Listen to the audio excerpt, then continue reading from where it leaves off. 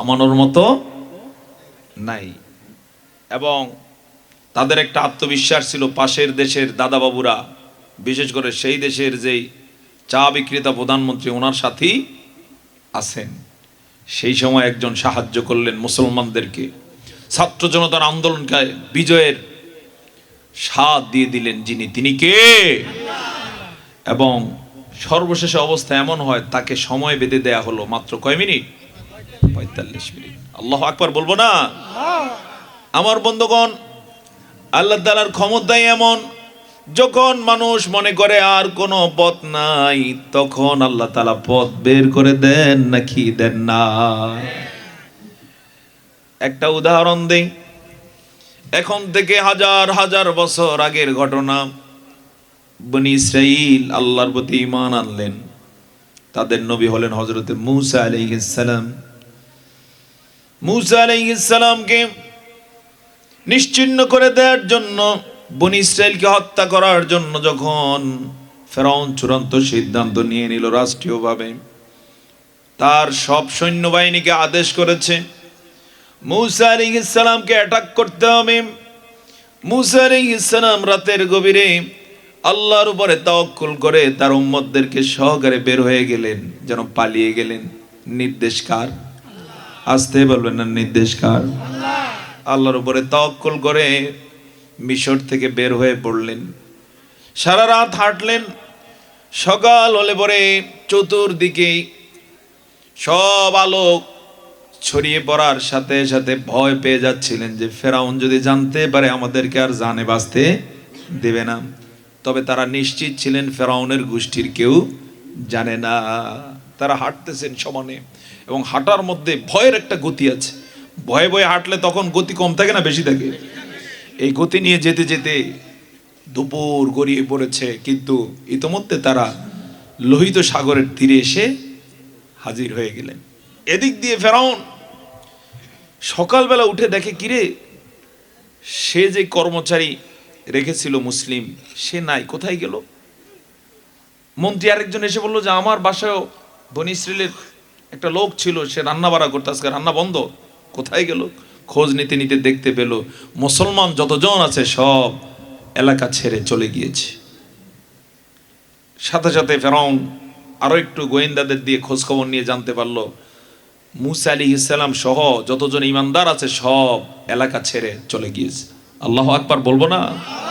তাৎক্ষণিক সে red alert জারি করে সৈন্যবাহিনীকে নির্দেশ দিল, অনতিবিলম্বে সব আমার মাঠে জমায়েত হও। জমায়েত হওয়ার পরে নির্দেশ যে ধাওয়া দিতে হবে মূসাকে, এবং যেখানেই পাওয়া যাবে সেখানেই হত্যার নির্দেশ দেওয়া হলো। এবং সেই হত্যাযজ্ঞ উপভোগ করার জন্য নিজেও সাথে আছে না নাই? নির্দেশনার সাথে সাথে তার উচ্ছৃঙ্খল সৈন্যবাহিনী যেন যে যার আগে গিয়ে মারতে পারে এমন একটা দুর্দম গতি নিয়ে গিয়ে এলো। ঘোড়ার পিঠে সওয়ার হয়ে যখন সব একত্রিত হয়ে রওনা করেছে, দিনের বেলা সূর্যের আলোতে তারা ছুটে আসতেছে মরুভূমির মধ্যে বালি উড়িয়ে, সব যেন অন্ধকার করে সামনের দিকে আগাচ্ছে। মূসা আলাইহিস সালাম সাথীদেরকে নিয়ে লোহিত সাগরের তীরে এসে থমকে গেছেন। সামনে রাস্তা নাই, পিছনে ফিরে যাবেন। পিছনে কারা? ফেরাউন। এক দিক থেকে না, দেখতে পেলেন 3 দিক থেকে আসতেছে। জবান ছেড়ে বলুন আল্লাহু আকবার। এক পর্যায়ে যখন দেখতে পেল মেঘের মতো বালি উড়িয়ে ফেরাউনের সৈন্য সামন্ত সব আসতেছে, মূসা আলাইহিস সালামের বন্ধুরা, সাথীরা, ইমানদাররা ভয় পেয়ে গেলেন। এক পর্যায়ে বলা বলি করলেন, ও আল্লাহর পয়গম্বর, এতদিন পর্যন্ত আমরা কৃতদাস ছিলাম, মায়ের খেয়েছি, আঘাত পেয়েছি, একত্রে আমাদের কাউকে হত্যা করতে পারে না, আর আজকে ইতোমধ্যে আমরা ধরা খেয়ে গেছি, এখন একসাথে মেরে ফেলবে। কোরআন এভাবে উল্লেখ করেছে, ইন্না লামুদরাকুন, আমরা তো পাকড়াও হয়ে গেলাম, আক্রান্ত হয়ে গেলাম। মূসা আলাইহিস সালাম আল্লাহর পয়গম্বর, ওরা দেখতে পেল তিনি স্বাভাবিক আছেন, মুস্কি হাসতেছেন, শুধু বলতেছিলেন ধৈর্য ধারণ করো, সাহায্য আসবে। সত্যি সত্যি ফেরাউন যখন একেবারে কাছে এলো, আল্লাহ তাআলা এবার নির্দেশ করলেন, মূসা হাতে যে লাঠি আছে এই লাঠি দিয়ে লোহিত সাগরে একটা আঘাত করো। কোন কোন বর্ণনা এসেছে 12টা আঘাত করো। মূসা আলাইহিস সালাম আঘাত করলেন। মুহূর্তের মধ্যে দেখা গেল আঘাত শেষ হতে না হতে বিশাল হাইওয়ে তৈরি হয়ে গেল। সুবহানাল্লাহ বলবো না? যে আল্লাহ তাআলা তৈরি করে দিলেন তিনি আজও আছেন না নাই? আছেন না নাই? মুসলমানদের দিকে তিনি তাকিয়ে আছেন যে দেখি তারা কি করে। যখন আল্লাহর উপরে পূর্ণ তাওয়াক্কুল করে কোনো মুসলমান তার ভালোবাসা লাভের জন্য সর্বাত্মক কাজ করে যাবে, তিনি যদি কিছু করতে নাও পারেন, কিছু কাজ যদি বাকিও থাকে, বাকিটা করে দেন কে? সুবহানাল্লাহ। রাস্তা হওয়ার সাথে সাথে মূসা আলাইহিস সালাম তার সাথীদের সকলকে নির্দেশ দিলেন, এই রাস্তায় ওঠো। 12টা রাস্তা হয়ে গেল, 12টা বংশ সেখানে ছিল, 12 বংশ 12 রাস্তায় উঠলো। এবার হাঁটা শুরু। সমানে পালানোর মানসিকতা নিয়ে হাঁটতেছেন, কিন্তু ইমানি চেতনা আছে না নাই? বুঝতে পারতেছিলেন যে আল্লাহ রাস্তা তৈরি করে দিয়েছেন, তিনি আর আমাদেরকে ভুলবেন না, পরাজয় দিবেন না। যেতে যেতে রোডের মাঝামাঝি যখন চলে গেলেন, ফেরাউন এবার কুলে এসে থমকে গেল। ম্যাপ ট্যাপ সামনে এনে দেখলো যে এখানে তো রাস্তা থাকার কথা না, কোত্থেকে এলো। ফেরাউনের যেই ঘোড়া ছিল, ঘোড়া এক পর্যায়ে থেমে যায়, আর যেতে চায় না। কিন্তু ওর খতম হওয়ার সময় এসে গেছে। জবান ছেড়ে বলুন আল্লাহু আকবার। আল্লাহ তাআলা সাধারণত ধরেন না, সুযোগ দেন যে যেন মাফ চেয়ে নেয়, যেন একটু সুযোগ দিলে তওবা করে। ফেরাউনকে এই জাতীয় সুযোগ দেয়া হয়েছে নাকি হয় না? কথা বলুন, হয়েছে নাকি হয় না? তাকে 9টা আযাব দেয়া হয়েছিল তার গোষ্ঠী সহকারে। এই 9টাই সে ক্রস করেছে। এই আযাবগুলোর আপনারা ইতিহাস থেকে জেনে থাকবেন, কোরআনে এসেছে। একটা আযাব ছিল ফেরাউনের বংশের উপরে নেমে আসে একবার এই আযাব, যে সে যেখান থেকে পানি খেতে যেত পানি রক্ত হয়ে যেত। কি হয়ে যেত? রক্ত। এখনো বিভিন্ন দেশে এমন আছে যে পানি খেতে পারে না, নলকূপ থেকে উঠালো এটা আর্সেনিক হয়ে যায়, লাল হয়ে যায়। আছে না না এরকম? তো ফেরাউনেরটা রক্ত হয়ে যেত সরাসরি। বনি ইসরাইলের লোক অর্থাৎ মুসলমানরা পানি খেত, পানি স্বাভাবিক আছে, কিন্তু ওই পানির থেকে যদি ফেরাউন খেতে যাইতো অথবা তার বংশের কাফেররা, কি হয়ে যেত? রক্ত হয়ে যেত। এই আযাব অনেক দিন পর্যন্ত চলতে থাকে। এক পর্যায়ে এসে মূসা আলাইহিস সালামের কাছে কাসুমাসু করলো। মূসা আলাইহিস সালাম তখন আল্লাহর কাছে মাপ চাইলেন, আল্লাহ তাআলা মাফ করে দিলেন। কিন্তু মাপ পাওয়ার পরে বলে বসলো যে দেখো মূসা কি বড় জাদুকর, সে আল্লাহর কাছে বলছে, সাথে সাথে কি হয়ে গেছে? স্বাভাবিক হয়ে গেছে। নাউজুবিল্লাহ বলবেন না? বলে গেল। এরপর আল্লাহ দিলেন ব্যাং, ব্যাঙ্গের আযাব। ব্যাং চিনেন তো?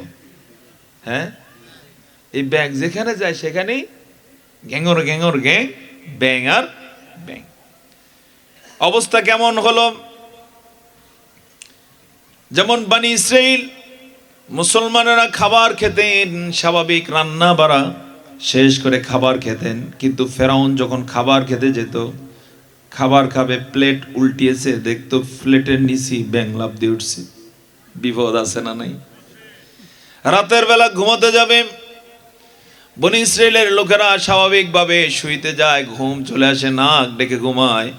আর ফেরাউন যখন শুইতে যায়, মাথা যখন বালিশের নিচে দিয়েছে, বালিশের নিচ থেকে ব্যাং গ্যাং গ্যাং করে উঠে। এপিট ওপিট হতে পারে না, পিঠের নিচে ব্যাং। পায়ে জুতা দিবে, জুতা পায়ে দিতে গেছে, এটার মধ্যে ব্যাং। যেখানে যে সেখানে কি ব্যাং আর ব্যাং।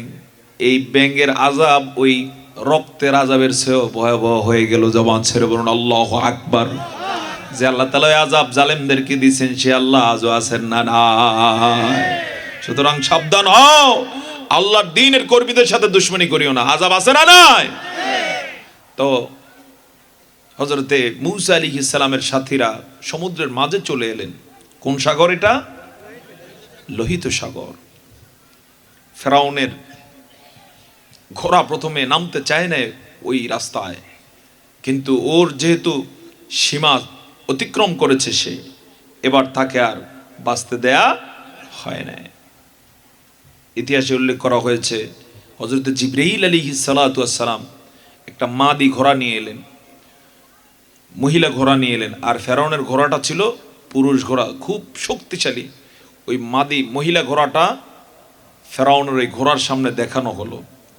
এই কারণে ঘোড়ার সেন্স লেস হয়ে যায়। ওই মহিলা ঘোড়াকে ধাওয়া দিতে গিয়ে রাস্তায় নেমে যায়। প্রথম ঘোড়া অর্থাৎ ফেরাউনেরটা রাস্তায় নামার সাথে সাথে অন্যগুলো কি রাস্তায়। হযরত মূসা আলাইহিস সালামের সাথীরা মধ্য সমুদ্র পর্যন্ত যখন পৌঁছে গেলেন, ফেরাউনের বাহিনী তখন এই রোডে উঠে পড়ল। মূসা আলাইহিস সালামের সাথীরা ওই পারে উঠা শুরু করেছে, ফেরাউন মাঝামাঝি এসেছে। এমন সময় আল্লাহ তাআলা লোহিত সাগরকে শুধু আদেশ করলেন, একটু আগে যেমন ছিলা তেমন হয়ে যা। তেমন হয়ে গেল। বাকিটা কি ইতিহাস হয়ে গেল। জবান ছেড়ে বলুন আল্লাহু আকবার। সেই কথা কোরআনে আছে না নাই? এক পর্যায়ে যখন মুহূর্তের মধ্যে দেখতে পেল বিশাল যে হাইওয়ে ছিল, এই হাইওয়ে পানি হয়ে গেছে এবং সমুদ্রের ঢেউ, যে ঢেউ সামাল দেয়া যায় না। সমুদ্রের ঢেউ কত ভয়াবহ হতে পারে এটা আপনাদেরকে আশা করছি বোঝানোর দরকার নাই। আমাদের কাছে বঙ্গোপসাগর আছে না নাই? সুবহানাল্লাহ। সাগরকে মনে হয় স্বাভাবিক, কিন্তু হঠাৎ করে একটু বাতাস, তখন কি উত্তাল হয়ে যায়। সেই সময় স্পিড বোট দিয়ে চলা যায়। হ্যাঁ, আমি মাঝে মাঝে নোয়াখালী দেখে সন্দ্বীপে যাওয়া লাগে মাহফিলে। যেই কয়বার গেলাম ওই কয়বারে আমার কাছে মনে হলো এমনি যেমন এখন স্বাভাবিক অবস্থা, কিন্তু ওখানে গেলে বঙ্গোপসাগরের দিকে তো ওখানে ওই যে ডাবল ইঞ্জিনের যে স্পিড বোটগুলো থাকে ওগুলোতেই যাতায়াত 20-25 জন নিয়ে, কিন্তু এরপরে এক একটা ঢেউ এত উঁচু উঁচু, ওখানে ভয় লাগে, স্থির থাকা যায় না। আর পানি আসে খুব। আমাদের এই সমুদ্র তো নর্মাল সমুদ্র, প্রশান্ত মহাসাগরের তুলনায় বঙ্গোপসাগর বড় কিছু না। আর সেখানে এমন একটা লোহিত সাগর, আল্লাহু আকবার। সেই লোহিত সাগরের ঢেউ যখন শুরু হয়ে যায় অবস্থাটা কেমন হয়। ফেরাউন মুহূর্তের মধ্যে সবগুলো সহকারে লন্ড ভন্ড হয়ে যায়। মরণকালে সে তখন একটা কথা বলছিল, যেটা কোরআনে কোট করা হয়েছে। সে বলতেছিল, আমানতু আন্নাহু লা ইলাহা ইল্লাল্লাযী আমানাত বিহি বানু ইসরাঈল ওয়া আনা মিনাল মুসলিমিন। আল্লাহ তাআলা সাথে সাথে বললেন, আল আনা ওয়া ক্বাদ আসাইতা ক্বাবলু ওয়া কুনতা মিনাল মুফসিদিন। জবান ছেড়ে বলুন আল্লাহু আকবার। ফেরাউন এক পর্যায়ে বুঝতে পারলো আল্লাহর ক্ষমতা। সে বলা শুরু করেছে, আমি ওই আল্লাহর প্রতি ঈমানের ঘোষণা দিচ্ছি যে আল্লাহর প্রতি বনি ইসরাঈল ঈমান আনছে, আর আমি মুসলমানদের দলভুক্ত হওয়ার স্বীকৃতি দিচ্ছি। আল্লাহ তাআলা সাথে সাথে বললেন, আল আনা, ও ফেরাউন, এখন ওয়াকাদ আসাইতা ক্বাবলু, এর আগে তুই সীমা লঙ্ঘন করেছিস, বারবার সীমা অতিক্রম করেছিস। মুফাসসিরগণ বলেছেন ফেরাউন যদি ওই সময়ে সরাসরি বলতো লা ইলাহা ইল্লাল্লাহ, হয়তো আল্লাহ মাফ করে দিতেন, কিন্তু সে কথা বলছে ঘুরায়া। কিভাবে কথা বলছে? আমি ওই আল্লাহর প্রতি ঈমান আনতেছি যে আল্লাহর প্রতি ঈমান আনছে কারা? বনি ইসরাঈল। ওয়া আনা মিনাল মুসলিমিন। আল্লাহ তাআলা এতে তার এই স্বীকৃতি নাকচ করে দিয়ে বললেন, এখন তুই সীমা লঙ্ঘন করেছিস যুগে যুগে, ওয়াকাদ আসাইতা ক্বাবলু, আর তুই মুসলমানদের দলভুক্ত হওয়ার ঘোষণা দিচ্ছিস, কিন্তু তুই সন্ত্রাসীদের দলভুক্ত। ফেরাউন কি ছিল? আসতে বলো না, কি ছিল? ফেরাউনের মতো এমন সন্ত্রাসী আজও দেশে দেশে আছে না নাই? সে অন্যতম সন্ত্রাসী হচ্ছে পার্শ্ববর্তী দেশের প্রধানমন্ত্রী। কথা বলো ঠিক না? গুজরাটে মুসলমানদের রক্ত দিয়ে সে তার হাত রঞ্জিত করেছে। আজও যদি তার ধরা যায় তাহলে দেখা যাবে তার হাতে কাদের রক্ত। এরপরে ফিলিস্তিনে নেতানিয়াহুর রক্ত আছে না নাই? নেতানিয়াহুর হাতে মুসলমানদের রক্ত লেগে আছে না নাই? যে সময় মাহফিলের আয়োজন, সম্মানিত ভাই সব, পর্দার আড়ালের মা এবং বোন, এই সময় বড় ভারাক্রান্ত হৃদয় নিয়ে উল্লেখ করছি আপনাদের সামনে। এবারে এই যে নতুন বৎসর শুরু হলো, নতুন মাস শুরু হলো, ফিলিস্তিনের গাজা শহরে নতুন বর্ষে স্কুল কলেজ মাদ্রাসায় ভর্তি হওয়ার মতো কোনো বাচ্চা আর বেঁচে নাই, সকলকে হত্যা করা হয়েছে। এই হত্যার সাথে আমেরিকা জড়িত আছে না নাই? এই হত্যার সাথে ইসরায়েল জড়িত আছে না নাই? যারা মানবতার সবক আমাদেরকে শিখায় তারা এর সাথে সরাসরি কি জড়িত। ওদেরকে শুধু এতটুকু জানিয়ে রাখবো, তোরা সব ফেরাউনের উত্তরসূরি। ফেরাউনকে আল্লাহ তাআলা বাঁচতে দেন না, আমরা বিশ্বাস করি তোরাও বাঁচতে পারবি না। কথা বলো ঠিক কিনা? মুসলমানদের এই ভয়াবহ অবস্থা দেখে কেউ যদি এর বড় স্বাভাবিক থাকে, মুসলমানদের জন্য হৃদয় না কাঁদে, তাহলে আল্লাহর কাছে জবাব দেয়া লাগবে নাকি লাগবে না?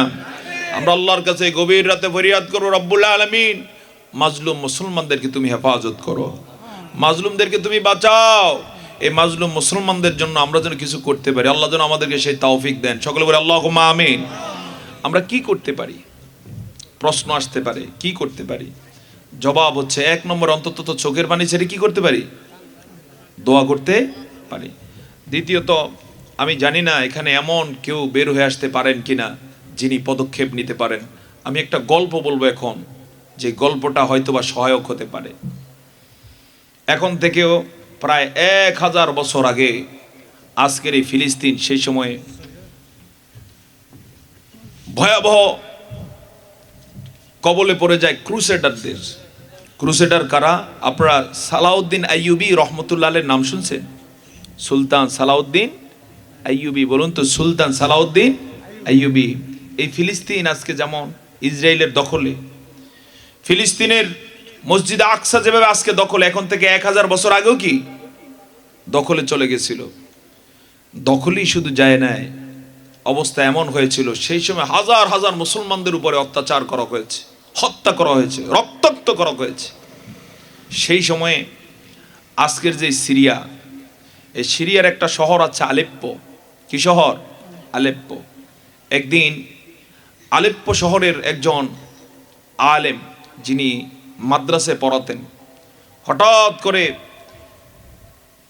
তার কাছে নিউজ এলো ওই ফিলিস্তিনে কয়েক হাজার মুসলমানকে হত্যা করা হয়েছে। যাদেরকে হত্যা করা হয়েছে তাদের সাথে কয়েকজন সাথী রক্তাক্ত হয়ে আলেপ্পো পর্যন্ত পৌঁছে যায়।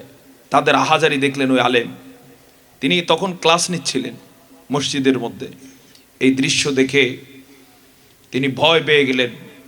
এই দৃশ্য দেখে তার হৃদয় কেঁদে উঠল। কি করতে পারেন? উনি চিন্তায় পড়ে গেলেন। একজন আলেম, খেয়াল করুন খুব, উনি পরবর্তীতে চলে গেলেন সেখান থেকে বাগদাদে। কোথায়? বাগদাদে, ইরাকে। বহু সময় পার করে বাগদাদে গিয়ে সকলকে বুঝাতে চেষ্টা করলেন। ওই সময় বাগদাদে আবার যে শাসক ছিল, খুব শক্তিশালী শাসক ছিল, তাকে বুঝাতে চেষ্টা করলেন ফিলিস্তিনে যেই ভয়াবহ অত্যাচার করতেছে কাফেররা মুসলমানদের উপরে, আপনারা চাইলে কিছু করতে পারেন, আপনারা কিছু করেন। কিন্তু ভ্রুক্ষেপ করে নাই। ভ্রুক্ষেপ না করার কারণে তিনি বড় ব্যথিত হলেন। রমজান মাস চলে এলো। একদিন রমজানে জুমার দিনে তিনি মসজিদে ঢুকলেন, সবারে বুঝাতে চেষ্টা করলেন যে আপনারা কিছু করেন। কাদের জন্য? কাদের জন্য? মুসলিমদের জন্য। কেউ ভ্রুক্ষেপ করে না। পরে তিনি কৌশল করলেন, হাতের মধ্যে একটা রুটি নিয়ে খতিব সাহেব যে বিরাট মিম্বারে দাঁড়ায় বক্তব্য দিচ্ছিলেন, এই মিম্বারের সামনে দাঁড়ালেন, দাঁড়ায় রমজানে দিনের বেলা রুটি খাওয়া শুরু করলেন। রুটি যখন খাওয়া শুরু করছে, এখন সবাই বলা বলি শুরু করছে, এই রমজান না, আপনি রুটি খাচ্ছেন, দেখে তো আলেম মনে হচ্ছে। কিন্তু তিনি কোনো ভ্রুক্ষেপ না করে রুটি খাচ্ছেই খাচ্ছে, আর চোখের পানি পড়তেছে। এক পর্যায়ে গোটা মসজিদের সব মুসল্লি এবার কোন দিকে নজর দিছে? এই আলেমের দিকে। খতিব সাহেব খুতবা বন্ধ করে দিতে বাধ্য হয়েছে, সব শোরগোল করে উঠছে। এবার তিনি বললেন, আমি দিনের বেলা রুটি খাচ্ছি রমজান হওয়ার কারণে, এতে আপনারা মাইন্ড করলেন, কথা বললেন। আমি রুটিটা এই জন্য খাচ্ছি, আপনাদেরকে অনেক বোঝাতে চেষ্টা করেছি ফিলিস্তিনে মুসলমানদের উপর জুলুম হচ্ছে, অত্যাচার হচ্ছে, কিন্তু আপনারা কোনো ভ্রুক্ষেপ করেন নাই। চিন্তা করলাম, যেখানে হাজার মুসলমানের রক্ত ঝরে সেখানে কিসের রোজা, কিসের নামাজ? কথা বলুন ঠিক না? বলার পরে এবার খতিব সাহেবের টনক নড়ছে। এক পর্যায়ে পরিচয় দিলেন, খতিব সাহেব, আমিও খতিব, আমি মাদ্রাসায় বুখারী পড়াই। আল্লাহু আকবার বলবেন না? বুঝতে পারলেন যে আসলে উনি এটা অভিনয় করতে বাধ্য হয়েছেন। পরবর্তীতে বললেন, ঠিক আছে, আপনি সহকারে আমি বাদশার কাছে যাব। পরে বাদশার কাছে গেলেন, বুঝানো হলো। বাদশা এবার আসল কথা বলে দিলেন যে আসলে আমাদের সেই ক্ষমতা নাই, আমরা কিছু করতাম হাইতাম না। এরকম কাপুরুষ বেকুব দেশে দেশে আছে না নাই? আসতে বলুন, আছে না? নাই। কি করা যায়? বললেন আমি একটা করতে পারি, সেটা হচ্ছে সেলজুক বংশের সে সময় সেনাবাহিনী ছিল খুব স্ট্রং, যে আমি তাদের কাছে রিকোয়েস্ট করতে পারি। রিকোয়েস্ট করা হলো। অনেক বিরাট ঘটনা, আমি শুধু এখান থেকে সার কথাটুকু আপনাদের উদ্দেশ্যে বলে যেতে চাই। হয়তো হতে পারে আপনাদের মধ্য থেকে এমন কেউ বের হয়ে আসবেন যার পদক্ষেপের উসিলা করে আল্লাহ তাআলা ফিলিস্তিনকে বাঁচিয়ে দিতে পারেন, আল্লাহ কাশ্মীরকে বাঁচিয়ে দিতে পারেন, আল্লাহ তাআলা আরাকানকে বাঁচিয়ে দিতে পারেন, আর কিছু না হলো আল্লাহ তাআলা বাংলাদেশকে নিরাপদ করে দিতে পারেন। কথা বলুন, ঠিক কিনা? পরবর্তীতে সেলজুক সৈন্যবাহিনীর কাছে চিঠি লেখা হলো, কিন্তু পদক্ষেপ তারাও নিতে পারে নাই। কিন্তু এই পদক্ষেপ না নিতে পারলো, ওই যে একজন আলেম এভাবে ব্যবস্থা নিতে চেষ্টা করেছে, এই ঘটনা জানতে পারে কোনো একদিন হযরত নূরউদ্দিন জঙ্কি রহমতুল্লাহ আলাইহি। কি নাম তার? নূরউদ্দিন জঙ্কি। তার ইতিহাস আপনারা যারা সুলতান সালাউদ্দিন আইয়ুবীর ইতিহাস পড়েছেন আপনারা জানেন। ওই নূরউদ্দিন জঙ্কি রহমতুল্লাহ আলাইহির একজন সৈন্য ছিলেন হযরতে সালাউদ্দিন আইয়ুবী। কি নাম তার? সালাউদ্দিন আইয়ুবী। বেশ অনেক বছর পরে, কয়েক যুগ পরে, এই সালাউদ্দিন আইয়ুবী ছোটবেলা থেকে স্বপ্ন লালন করতেন যে একজন আলেম এই ফিলিস্তিনকে বাঁচানোর জন্য যে অভিনয় করেছেন, তো তিনি পারেন নাই, কিন্তু তিনি তার কাজটুকু সর্বোচ্চ করেছেন। আল্লাহ যদি আমাকে কখনো সুযোগ দেন, আমি সৈন্যের সদস্য হয়েছি, সৈন্যবাহিনীর, আল্লাহ যদি কখনো আমাকে সুযোগ দেন, আমি যদি প্রধান হতে পারি, আমি যদি দায়িত্ব গ্রহণ করতে পারি, তাহলে আমি ফিলিস্তিনকে উদ্ধার করে ছেড়ে দেব। সুবহানাল্লাহ বলবেন না? যেই স্বপ্ন সেই কাজ, সময়ের ব্যবধানে তিনি কোনো এক সময় হয়ে যান মুসলিম সৈন্যবাহিনীর যেই নূরউদ্দিন জঙ্কি রহমতুল্লাহ কোনো এক সময় আমির ছিলেন, শাসক ছিলেন, তার সৈন্যবাহিনীর মিশর এরিয়ার প্রধান হয়ে যান হযরতে সালাউদ্দিন আইয়ুবী।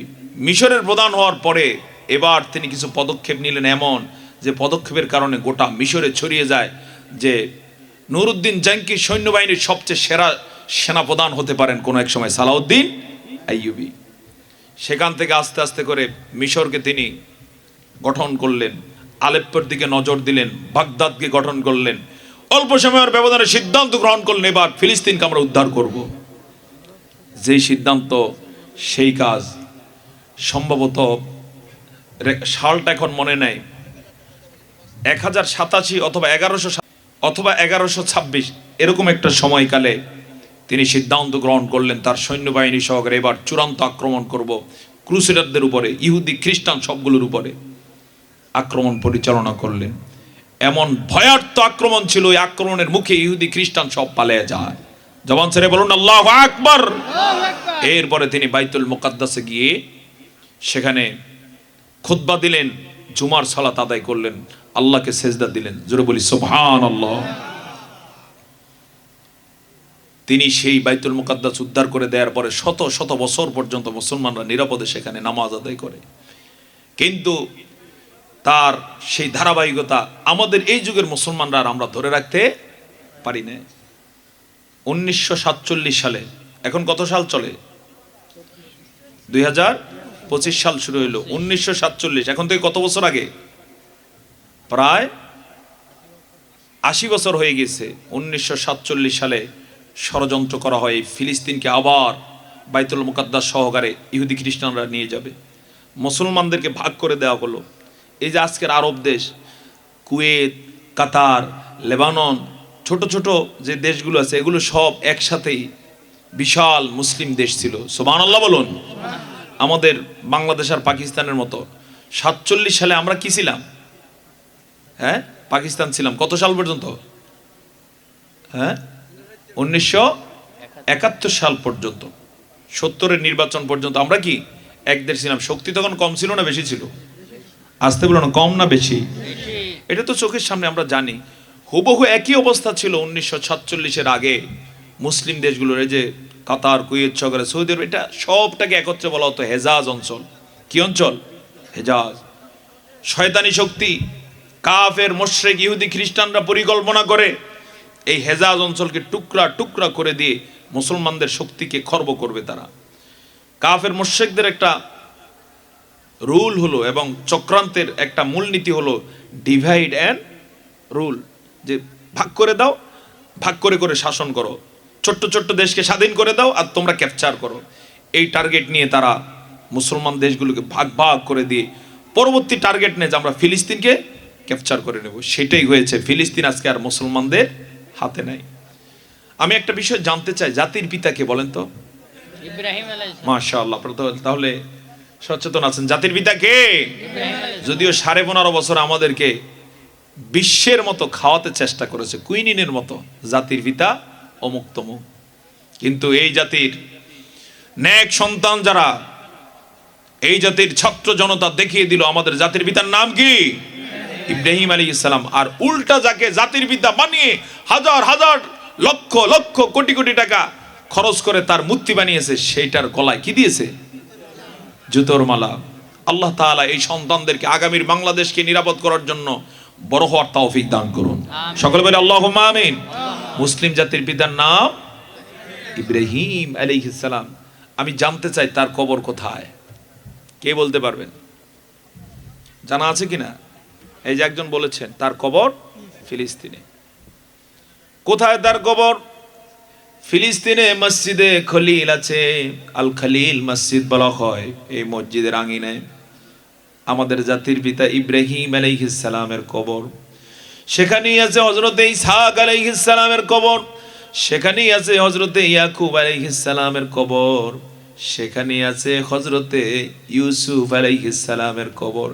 এমন নাম জানা নাম না জানা হাজার হাজার নবী রাসূলের কবর সেখানে আছে। দুঃখজনক হলো সত্য, সেগুলো আজ আর আমাদের দখলে নাই, ইহুদিরা নিয়ে গেছে। ইন্না লিল্লাহ বলবো না? আমাদের হয়তোবা খবরও নাই। এই প্রেক্ষাপটে এই জন্য আজকের মাহফিলে বিনয়ের সাথে আমি বলে যাই, ও তরুণ, ও যুবক, ও মুরব্বী, পর্দার আড়ালের ও আমার মা, ও আমার বোন, আপনারা সিদ্ধান্ত গ্রহণ করুন যে আমরা সেই ফিলিস্তিনকে উদ্ধারের জন্য বাংলাদেশ থেকে কাজ শুরু করে দিলাম। পারবো কিনা ইনশাআল্লাহ? কে জানে, হয়তোবা এমন কেউ হতে পারে এই সমাজ থেকে কে একজন প্রধানমন্ত্রী হবে, কে একজন রাষ্ট্রপতি হবে, আর কিছু না হলে হয়তোবা আপনার কোন সন্তান একদিন সেনাপ্রধান হবে ইনশাআল্লাহ। হতে পারে নাকি পারে না? আসতে পারে না, পারে নাকি পারে না? এরপরও যদি কেউ মনে করেন যে অসম্ভব, আমি তাদের উদ্দেশ্যে বলছি, আজকের যিনি প্রধান উপদেষ্টা, গত বছর এমন দিনে তিনি কি 106 মামলার আসামি। সুবহানাল্লাহ। সে আল্লাহ তাআলা দেখালেন, যিনি 106 মামলার আসামি গত বছর, তিনি আজকে বাংলাদেশের সবচেয়ে বেশি ক্ষমতাধর। আল্লাহ তাআলা সেই ক্ষমতা আছে না নাই? আসতে পারে না, আছে না নাই? আর যারা ক্ষমতা দেখাইছে সমান, আমরা কি দেখলাম চোখের সামনে? গোষ্ঠী সহকারে পালিয়ে যায়। তাহলে বোঝা গেল সব ক্ষমতার মালিক কে? আসতে বলবেন না, একটু চিৎকার করে বলুন, সব ক্ষমতার মালিক কে? সে আল্লাহর কাছে আমরা ফরিয়াদ জানাতে চাই, আল্লাহ তাআলা হয় আমাদেরকে অথবা আমাদের সন্তানদেরকে অথবা আমাদের শুভাকাঙ্ক্ষীদেরকে এমন ক্ষমতা দেন যে ক্ষমতা দিয়ে আমরা ফিলিস্তিনকে উদ্ধার করতে পারি। দোয়া করা যাবে না ইনশাআল্লাহ? চেষ্টা করলে সম্ভব না অসম্ভব? একটা বিষয় বলে যায়, যতক্ষণ পর্যন্ত একজন মুসলমানও থাকবে আল্লাহ তাআলা ততক্ষণ পর্যন্ত এই ফিলিস্তিনকে নিজে উদ্ধার করে ছেড়ে দিবেন না। আল্লাহ চান যে মুসলমানরা কতটুকু করে, কারণ আল্লাহ তাআলা চাইলে তো মুহূর্তের মধ্যে সব কিছু কি অনুকূল করে দিতে পারেন। তিনি যদি করে দেন, আমাদেরকে কেন জান্নাত দিবেন? আমাদেরকে জান্নাত এজন্যই দিবেন, আমাদেরকে কষ্ট করার দরকার আছে না নাই? পরিকল্পনার দরকার আছে না নাই? সেই পরিকল্পনা আমরা করতে চাই। জোরে বলি ইনশাআল্লাহ। দেশের বিষয়ে আমি ছোট্ট ছোট্ট করে দুই একটি কথা বলি, মোনাজাতে যেতে চাই। এক, প্রথমত এই কোলা, নতুন কোলা দক্ষিণ পাড়া, এই সমাজটাকে আপনারা কোরআন এবং সুন্নাহর আলোকে সাজানোর প্রস্তুতি গ্রহণ করুন। পারা যাবে কিনা ইনশাআল্লাহ? যদি আপনারা প্রস্তুতি গ্রহণ করেন, এতগুলো মানুষ যদি সিদ্ধান্ত গ্রহণ করেন এখানে চুরি চলবে না, ডাকাতি বন্ধ, চাঁদাবাজি বন্ধ, তাহলে এই সমাজ সুন্দর হতে পারে নাকি পারে না? আপনারা সেই সিদ্ধান্ত নিতে পারবেন কিনা ইনশাআল্লাহ? কারা কারা পারবেন হাত তুলুন। দেখেন তো কে কে পারবেন না? শুধু সবাই পারবেন। লিল্লাহে তাকবীর। এটা যদি পারেন, যদি চাঁদা না থাকে এই সমাজে, চাঁদাবাজি, এরপরে চুরি চামারি, তাহলে সমাজটা কেমন হবে? কেমন হবে? এই সমাজ থেকে ভালো কোনো সন্তান বড় হয়ে বের হয়ে আসবে, আসবে না ইনশাআল্লাহ?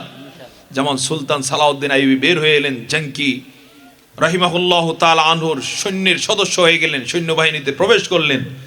সেই সালাউদ্দিন আইয়ুবী সেখান থেকে গোটা বিশ্বময় আজকে তার নাম আছে না নাই? আসতে বলুন, আছে না নাই? বাংলাদেশে এমন কিছু হতে পারে, পারে কিনা? সেটা যদি আপনার এলাকা হয় তাহলে গৌরব নাকি গৌরব নয়? গতকালকে আমার মাহফিল ছিল কুমিল্লাতে, ওই যে মেজর ডালিম ওনাদের এলাকায়।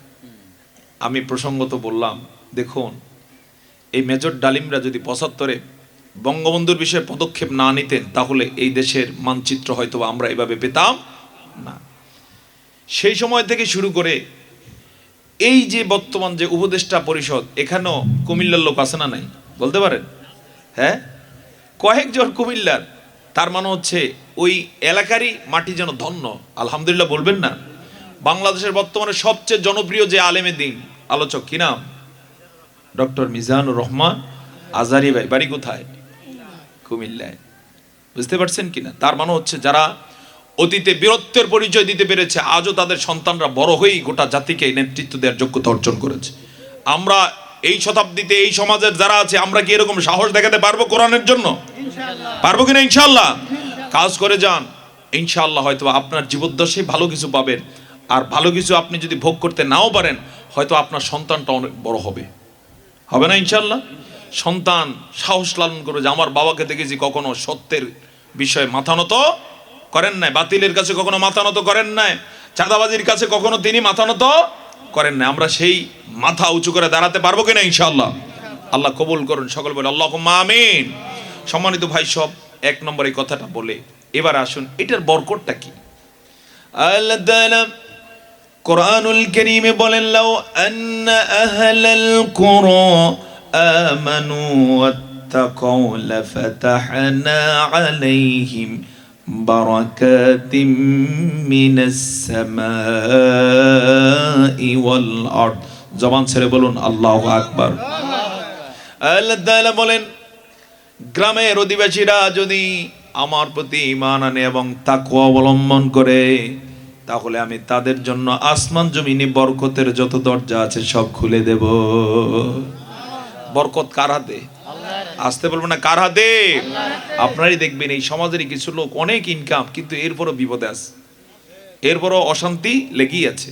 আর কিছু লোকের এত ইনকাম নাই, কিন্তু এরপরও শান্তি, এরপরও তার মাঝে প্রশান্তি দিয়েছেন কে? কেন? কারণ আপনি খুঁজলে দেখবেন সেই ইমানদার মানুষ আল্লাহকে ভয় করে। আর আল্লাহকে যারা ভয় করে তাদেরকে পার করে দেন কে? আল্লাহর ভয় যার হৃদয়ে আছে সে কোনোদিন হতভাগা হয় না, সে কোনোদিন দুর্নীতিগ্রস্ত হয় না। যাদের হৃদয়ে আছে আল্লাহর ভয়, তারা কভু পথ ভুলে যায় না। আল্লাহর প্রেম ছাড়া এই দুনিয়ায় কারো কাছে কোনো কিছু চায় না। রাতের আধারে যারা সিজদাতে রয়, দু চোখের শ্রুতে নদী যেন বয়। ছলনার হাতছানি যতই আসুক, পিছনে ফিরেও সে তাকায় না। কথা বলুন ঠিক কিনা? এই জন্য আমরা ভয় করি একজনকে, তিনি কে? আমরা এক আল্লাহ ছাড়া কাউকে কোনোদিন ভয় করি না। আমাদের এরকম রেকর্ড অতীতে আছে না নাই? সুবহানাল্লাহ। তো সেভাবে চলুন। আমি বিশ্বাস করি এই যুগে, এই জমানায়, এই এলাকা তো বীর সন্তান জন্ম নিতে পারে। তৃতীয় যে কথাটা বলবো সেটা হচ্ছে পরকালের জন্য একটু প্রস্তুতি গ্রহণ করা। আমরা এখানে যারা এসেছি, ও আমার ভাই, পর্দার আড়ালে ও আমার মা, ও আমার বোন, আমরা হয়তো আজকে আনন্দে আহ্লাদে প্রথম তাফসিরুল কোরআন মাহফিল হচ্ছে নতুন কোলায়, দক্ষিণ যুব সমাজের উদ্যোগে এসেছি হাসতে হাসতে আনন্দে। কিন্তু আল্লাহ না করুন এমনও হতে পারে আমাদের কারো কারো কাফনের কাপড় বাজারে চলে আসছে। হতে পারে কিনা? আসতে বলুন, হতে পারে কিনা? এমন কেউ কি আছেন যে হুজুর না আমি নিশ্চিত আমার কাফনের কাপড় টাপড় এখনো রেডি হয় না? কিন্তু এই কথা বুকে হাত দিয়ে কেউ বলার মতো সাহস নাই। এমনও হতে পারেন আজকে ময়দানে আছি, আগামী বছর 1 বছর পরে আর আমরা দুনিয়াতে থাকবো না। হতে পারে কিনা? যেহেতু থাকবো না, যেখানে আমরা যাব সেখানের জন্য কিছু কাজ করার দরকার আছে। কি সে কাজ? হচ্ছে এখন থেকে সৎ এবং ইমানে আমলে কাজ করে যাওয়া। আমরা যা করব এটার রেজাল্ট কোথায় পাবো? হ্যাঁ, পরকালে পেয়ে যাবো ইনশাআল্লাহ। সেই রেজাল্ট যেন সেদিন ডান হাতে আসে। আর পরকালটাই দুনিয়ার মতো না আরো বড়? কত বড়? শুরু আছে, শেষ নাই, তুলনাহীন। সেখানে কাউকে কাউকে আল্লাহ তাআলা এক একটা জান্নাত দিবেন। এই দুনিয়ার থেকে 7 আসমান পর্যন্ত যত বড়, তার চেয়ে বড় হবে এক একটা জান্নাত। সেই জান্নাতের এক একটা বাড়ি হবে স্বর্ণের তৈরি, হীরার তৈরি। এক একটা টাওয়ার হবে হাজার হাজার লক্ষ লক্ষ তলা বিশিষ্ট। সুবহানাল্লাহ বলুন। হাদিস অনুযায়ী বোঝা যায় কোরআনে যত আয়াত তত তলা বিশিষ্ট এক একটা জান্নাত পাবে যারা হাফেজে কোরআন হবে, আলেমে দ্বীন হবে, কোরআন অনুযায়ী যারা আমল করবে। সুবহানাল্লাহ বলুন। এজন্য আমরা সেই পরকালে সফল হতে কাজ করে যাব। রাজি আছি তো ইনশাআল্লাহ? সর্বশেষ একটা পয়েন্ট বলে আমার আলোচনা শেষ করতে চাই, সেটা হচ্ছে রমাদান ইজ কামিং। সামনে কি রমাদান? এখন কোন মাস চলছে বলতে পারেন? রজব। কোন মাস? রজব। রজবের পরে কি? শাবান। শাবান। যে মাসে আছে লাইলাতু নিসফে শাবান, ওই যে আমরা যেটা বলি সবে বারাআত, লাইলাতুল বারাআত সামনে আছে না নাই? আছে। তো এর পরের মাসটাই হচ্ছে রমাদান। প্রস্তুতির সময় কখন? এখন থেকে। আমি আজকের মাহফিল উদাত্ত কণ্ঠে আহ্বান রেখে যাই, অতীতে রমাদানের মতো এবারে রমজানকে চিন্তা না করে এবারে রমজানকে বর্ণাঢ্য হিসেবে গ্রহণ করুন। পুরো মাস জুড়ে যেন কোরআন তেলাওয়াত থাকে, দান সাদাকা করতে পারেন, জিকির আসকার করতে পারেন, তাসবিহ তাহলিল পড়তে পারেন, সালাত আদায় করতে পারেন, মানুষের কল্যাণে কাজ করতে পারেন। এনার্জি রেখে যেন পরকালকে টার্গেট করে সুন্দর সুন্দর কাজগুলো উপহার দিতে পারেন। সিদ্ধান্ত গ্রহণের এখনই সময়। পারা যাবে কিনা ইনশাআল্লাহ? কথা বলুন, পারা যাবে কিনা ইনশাআল্লাহ? যদি পারা যায় হয়তো বা আল্লাহর কাছে রমজানটা কবুল হয়ে যাবে ইনশাআল্লাহ। এরপর সিদ্ধান্ত গ্রহণ করুন, যিনি যে মসজিদ এলাকার, যে এবারে রমাদানে ইনশাআল্লাহ বিইজনিল্লাহ আপনি এতেকাফ করবেন। এতেকাফের অভ্যাস আছে কিনা আপনাদের? হ্যাঁ, এতেকাফ এত গুরুত্বপূর্ণ একটা নফল ইবাদত। নবীজি মদিনাতে আসার পরে প্রতি বছর এতেকাফ করেছেন। সুবহানাল্লাহ বলবেন না? যত বছর ছিলেন তত বছরই কি এতেকাফ করেছেন। একবার তিনি যুদ্ধের কারণে এতেকাফ করতে পারেন না, যেবার তিনি ইন্তেকাল করেছেন সেবার তিনি 20 দিন এতেকাফ করেছেন। সুবহানাল্লাহ বলবো না? তো সিদ্ধান্ত নেওয়া যাবে কিনা যে এতেকাফ করবো ইনশাআল্লাহ? পারা যাবে কিনা? এতেকাফের অন্যতম ফায়দা হচ্ছে রমাদান একটা রাত আছে যেটার নাম লাইলাতুল কদর। হাজার মাসের ইবাদতের চেয়ে শ্রেষ্ঠ যে রাত, যারা এতেকাফ করে আল্লাহ তাআলা ওই রাতটা স্পেশাল তাদেরকেই দান করে। সে রাতের জন্য আমরা কাজ করব ইনশাআল্লাহ। ওমা তৌফিকি ইল্লা বিল্লাহ। মোনাজাতে চলে যায়। আপনাদের কোনো কথা আছে কিনা? না, আলহামদুলিল্লাহ। আমরা মোনাজাতে যেতে পারি কিনা ইনশাআল্লাহ? আমরা একটু দোয়া করি, সুবহানাকা, চিৎকার দিয়ে সুবহানাকা আল্লাহুম্মা ওয়া বিহামদিকা আশহাদু আল্লা ইলাহা ইল্লা আনতা আস্তাগফিরুকা ওয়া আতুবু ইলাইক। মোনাজাতে শামিল হন, নিজের গুনার কথা স্মরণ করে আল্লাহর কাছে একটু বলুন। ব্যক্তি, পরিবার, সমাজ, রাষ্ট্র, বিশ্বের জন্য একটু দোয়া করা দরকার। বিশ্বে বড় ক্রাইসিস চলমান রয়েছে, যে ক্রাইসিস অতীতে কখনো হয় নাই, এবং এই ক্রাইসিসগুলো বলছে পৃথিবীর বয়স আর বেশি নেই। এই ক্রাইসিস যদি মুসলমানরা মোকাবেলা করতে না পারে আগামীতে ভয়াবহ বিপদ নেমে আসতে পারে। ইতোমধ্যেই একটা বিষয় স্পষ্ট যে সামনে একটা তৃতীয় বিশ্বযুদ্ধ লাগতে পারে। কোন যুদ্ধ? বিশ্বযুদ্ধ মানেই হচ্ছে লক্ষ লক্ষ লোকের প্রাণহানি। রাসূল করিম সাল্লাল্লাহু আলাইহি ওয়াসাল্লাম বলেছেন এমন একটা জমানা আসবে যে যাকে মারা হচ্ছে সেও বুঝবে না কেন আমাকে মারলো, আর যে মারলো সেও বুঝবে না কেন মারলাম। এরকম ঘটনা আছে না নাই? যেমন আল্লাহ না করুন যদি পারমাণবিক অস্ত্র কোনো দেশ কোনো দেশের উপরে নিক্ষেপ করে, মুহূর্তের মধ্যে লক্ষ লক্ষ লোক এট এ টাইমে মারা যাবে। এত লক্ষ লোকের মাঝে নিষ্পাপ মানুষ আছে না নাই? শিশু আছে না নাই? ভালো ইবাদতকারী আছে না নাই? তারা জানবেও না কেন আমাকে মারা হলো। বলতে পারেন হুজুর এটা সম্ভব কিনা? হ্যাঁ, সেই হিরোশিমা নাগাসাকিতে এখন থেকে 80-90 বছর আগে আমেরিকা আঘাত করেছিল, 2টা ছোট্ট ছোট্ট পারমাণবিক বোমা মারছিল। জানেন কিনা আপনারা? কোথায়? জাপানে। একটা হিরোশিমাতে, একটা নাগাসাকিতে। হিরোশিমা ছিল আমাদের রাজধানী ঢাকার মতো এত জনবহুল বিশাল শহর।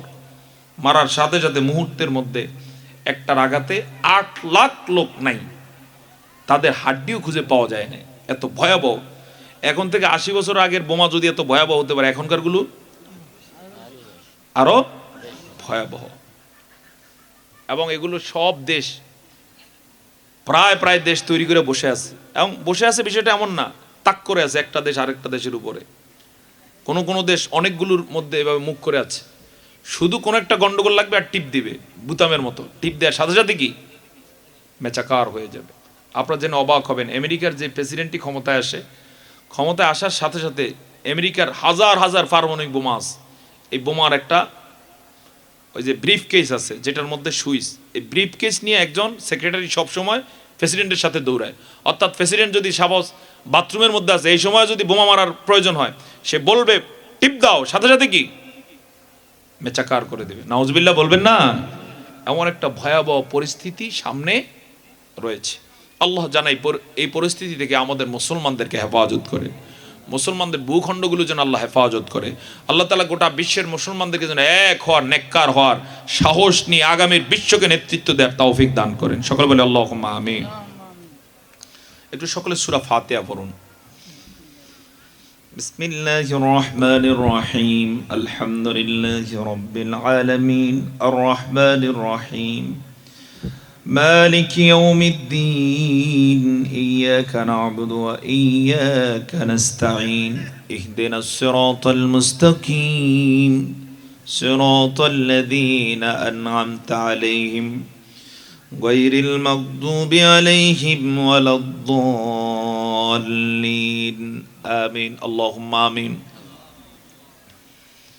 ربنا ظلمنا أنفسنا وإن لم تغفر لنا وترحمنا لنكونن من الخاسرين. ربنا آتنا في الدنيا حسنة وفي الآخرة حسنة وقنا عذاب النار وقنا عذاب الموت والقبر وقنا عذاب الحشر وقنا عذاب الصراط وقنا عذاب يوم القيامة. ربنا لا تزغ قلوبنا بعد إذ هديتنا وهب لنا من لدنك رحمة إنك أنت الوهاب. رب العالمين নতুন গোলা দক্ষিণ পাড়া যুব সমাজের উদ্যোগে বহু কাঙ্ক্ষিত ঐতিহাসিক প্রথম তাফসীরুল কোরআন মাহফিলের আয়োজনটা শেষ হতে চলছে। আল্লাহ তাআলা বিশাল আয়োজন যে যুবকেরা করেছেন, সহায়তায় যারা হাত বাড়িয়ে দিলেন, বলার জন্য, শোনার জন্য, আমরা কাছ থেকে দূর থেকে যারা এসেছি, মেহেরবানি করে কাল কিয়ামতের দিন মুসিবতের সময় এই মাহফিলটা আমাদের সবার জন্য নাজাতের উসিলা বানিয়ে দিও রব্বুল আলামিন। হাত যারা পেতেছি, জীবনে অনেক গুনার কাজ হয়ে গেছে, হাতের দ্বারা, চোখের দ্বারা, মুখের দ্বারা।